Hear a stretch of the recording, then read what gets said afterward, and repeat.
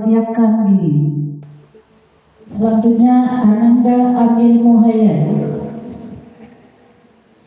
Pertanyaan yang pertama, sebutkan akibat dari terjadinya kala revolusi bumi. Jawaban benar. Pertanyaan selanjutnya, sebutkan jenis-jenis dari pasar persaingan tidak sempurna.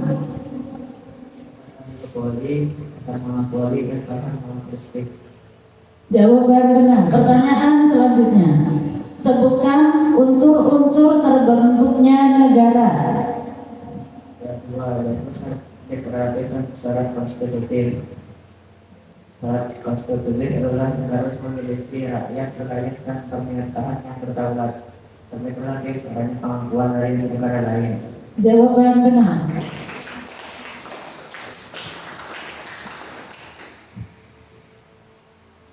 Bismillahirrahmanirrahim. Wal mustahilu biddu kulli wajibin. Dilanjutkan.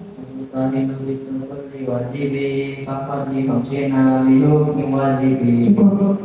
Dilanjutkan. Ini menjelaskan tentang sifat mustahil. Sama saya adalah sifat kembalikan dari sifat yang wajib. Nah, jumlahnya ada 20. Jadi total semua sifat yang wajib diketahui orang barat ada 50 sifat. Nah itu sifat wajib bagi Allah 20, sifat saya bagi Allah 20, sifat wajib bagi Nabi 4, sifat mustahil bagi Nabi 4, sifat bagi Allah 1, sifat bagi Nabi 1. Tadi menjelaskan tentang sifat mustahil bagi Allah. Apa lawannya dari sifat baqa? Qudrah. Ajizun. Qadirah. Ajizan. Iradah. Karahah. Muridan. Karikan. Jawaban benar. Selanjutnya Ananda Alivia Jelita. Mbak JJ, pertanyaan yang pertama, apa pengaruh yang disebabkan oleh kala rotasi bumi? Gerak semua harian matahari, terjadinya siang dan malam, dan perbedaan waktu di setiap wilayah. Jawaban benar. Pertanyaan selanjutnya, sebutkan 3 fungsi utama pasar. Sebagai sarana distribusi, sebagai sarana jual beli, sebagai sarana promosi. Jawaban benar. Pertanyaan selanjutnya, jelaskan ciri-ciri ras mongoloid. Berwarna kulit kuning langsat hingga sawo matang, rambut lurus dan hitam, mata sipit, hidung tidak terlalu mancung, dan wajah cenderung bulat. Jawaban benar. Bismillahirrahmanirrahim. Arba'atun min kutubin tafsiluha. Dilanjutkan. Bismillahirrahmanirrahim. Arba'atun min kutubin tafsiluha, Tauratun Musabil Huda Tansiluha, Jabrul Dawuda wa Injiluha, Isa wa Qur'an ala wa ilmala, Rasulullah wa alayhi wa sallim bina wa ta'ala. Cukup. Jelaskan. Baik, ini dijelaskan tentang kitab-kitab Allah. Secara ijmal, kita wajib mengetahui bahwa Allah menurunkan kitab-kitab. Secara tafsir, kita wajib mengetahui secara terperinci bahwa Allah menurunkan 4 kitab, yaitu kitab Taurat kepada Nabi Musa, kitab Injil kepada Nabi Isa, kitab Zabur kepada Nabi Daud, dan Al-Quran kepada Nabi Muhammad. Tadi menjelaskan ada 4 kitab.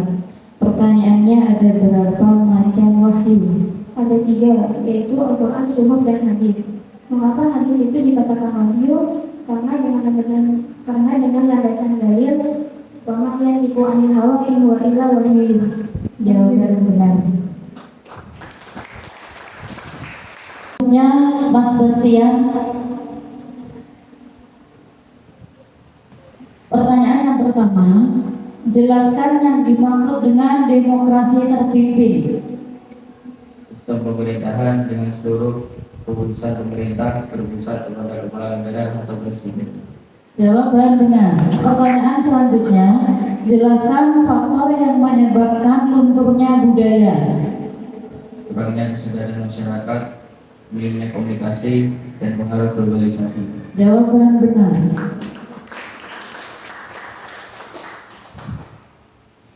Bismillahirrahmanirrahim. Abda'u bismillahirrahmanirrahim. Bismillahirrahmanirrahim. Abdul bismillahirrahmanirrahim. Daimil lisani walhamdulillahil qadimil awali al-akhiril baqi bila tahuli. Thumma salatu wa salamu samada bi khairil maqdad wa alihi wa sahbihi wa man tabi sabila dinil haqqi ghairi. Coba jelaskan. Ayat ini menjelaskan bahwa mengarang kitab, sebelum mulai mengarang kitab, baca Bismillahirrahmanirrahim dengan dasar Al-Quran dan hadis. Dan hadisnya berbunyi, Kullu amrin dibalin la yudha'u fihi Bismillahirrahmanirrahim wa waqfa. Artinya segala sesuatu yang baik yang tidak dimulai dengan membaca Bismillah maka akan terputus barokahnya. Yang kedua, jangan lupa mengarang kitab membaca Alhamdulillah dengan landasan hadis kullu amrin dibalin la yudha'u fihi bilhamdulillahi wa waqfa. Yang artinya segala sesuatu yang baik yang tidak dimulai dengan baca Alhamdulillah maka akan terputus barokahnya. Dan yang terakhir ada kata wa'aliji, ada kata samada yang memiliki arti selamanya atau tidak terbatas dengan waktu, berbeda dengan daimah yang terbatas dengan waktu. Dan ada juga kata wahada yang memiliki arti ketauhidan yang berkaitan dengan kitab tersebut yang bahas tentang ketauhidan.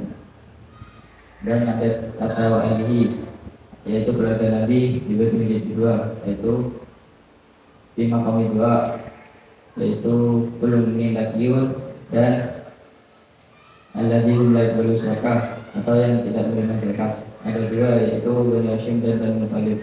Dan yang terakhir kita adalah sesuatu yang baru yang tidak ada pada zaman Nabi yang bertentangan dengan Al-Quran dan Hadis. Dalam wa'alihi ada Bani Muthalib dan Bani Hashim. Kenapa Bani Muthalib juga termasuk dalam wa'alihi? Karena Bani Muthalib adalah keluarga dari Nabi yang mendukung dakwah Nabi, dan juga Imam Syafi'i yang juga memiliki keturunan dari Bani Muthalib. Jawaban benar.